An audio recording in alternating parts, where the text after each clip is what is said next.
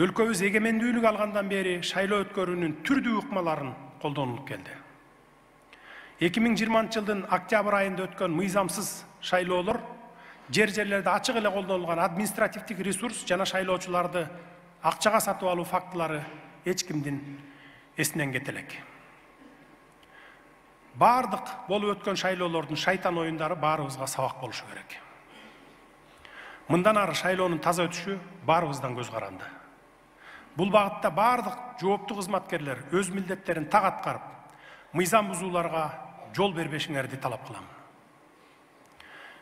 Менин алдыда боло турган шайлоонун таза өтүшүн камсыздоо милдети турат.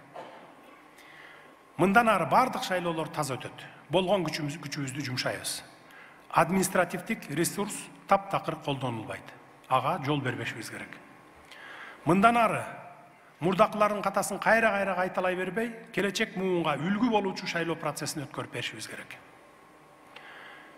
Ким кызматта туруп, кайсы бир партияга же талапкерге иштесе, кызматтан алынып эле тим болбостон жоопкерчиликке дагы тартылышат. Райондордо шайлоого кийлигишкен акимдер менен айыл өкмөттөр эле жооп берип калбайт. Райондук күч органдары, же райондук билим берүү бөлүмү, же мугалимдер, дарыгерлер кайсы бир саясий партиянын же талапкердин пайдасына тартылып иштеген болсо, эскертип коеюн, жазасыз калбайт. Мындай фактыларга жол бербөө максатында коомдук көзөмөлдү күчөтүүнү, башка натыйжалуу чараларды көрүүнү Ички иштер министрлигинен, улуттук коопсуздук мамлекеттик комитетинен жана башка тиешелүү мамлекеттик органдардан талап кылам. Ошону менен бирге эл дагы добушун сатпашы керек. Бул жолу сиздерге парламентти иллюстрациядан өткөрүүгө шарт түзүп бердик. 36 депутатты бир мандаттуу округтан өзүңүздөрдүн түздөн түз өкүлүңүздөр кылып шайлап аласыздар. Андан сырткары 54 депутатты партиялык тизме менен шайлайсыздар. Мурдагыдай партияга эле добуш берип коюу болбойт. Партиянын ичинен өзүңүздөргө жаккан талапкерлерге дагы добуш бересиздер. Мына ошондо парламентке көпчүлүк силер тандаган, чыныгы элдин колдоосун алган талапкер же партия келет. Урматтуу эл журт, бул жерде ар бириңиздердин бирден болсо да добушуңуздар чечүүчү мааниге ээ. Ушуну жакшылап түшүнүп коюңуздар. Мурдагыдай биринчи ондукка кирип алсам депутат болом деген заман жок. Ал заман артта калды. Азыр тизмеде канчанчы болуп турушуң маанилүү эмес.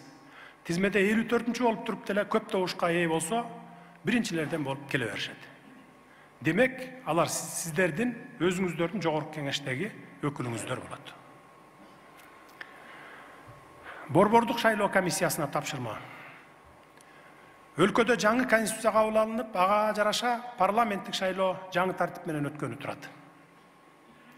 Буга чейин элибиз партияларга гана добуш берип көнүп калышкан.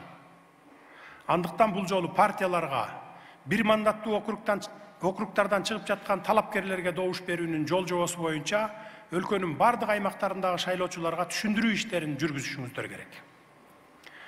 Мыйзам ченемдери менен аныкталган маалымат бюллетендерин, слайддык материалдарды теле, радио, гезит жана башка маалымат каражаттары аркылуу толугу менен чечмеленип берилиши абзел. Шайлоо маалында бул маселе боюнча көйгөй жаралбагандай болсун. Биз натыйжалуу шайлоо системасын иштеп чыгып, өсүп келе жаткан муунга туруктуу, өнүккөн мамлекеттик башкарууну калтырууга милдеттүүбүз. Кыргыз Республикасы эгемендүүлүктү алгандан тартып, улутуна, расасына карабастан, анын ар бир жарандын укугун сыйлоо жана коргоо максатында дин тутуу эркиндиги жана аны менен катар мамлекеттик башкарууга дин аралашпаган светтик принципти сактап келе жатат. Жаңы кабыл алынган баш мыйзамга ылайык, Кыргыз Республикасында ар бир адамга ой, сөз жана дин эркиндигинин кепилдиги берилген. Ар бир адам өзүнчө же башкалар менен бирге каалаган динин карманууга же эч бир динди тутпоого укуктуу. Мамлекет жарандардын бул укуктарын толук камсыздайт. Диний баалуулуктар биздин дилибизде болушу керек. Бирок аны саясий куралга айландырбайлы. Бир дагы саясий партия же бир дагы саясатчы шайлоо процесстеринде динди, диний символиканы же диний терминди жана диний чакырыктарды колдонбошу керек.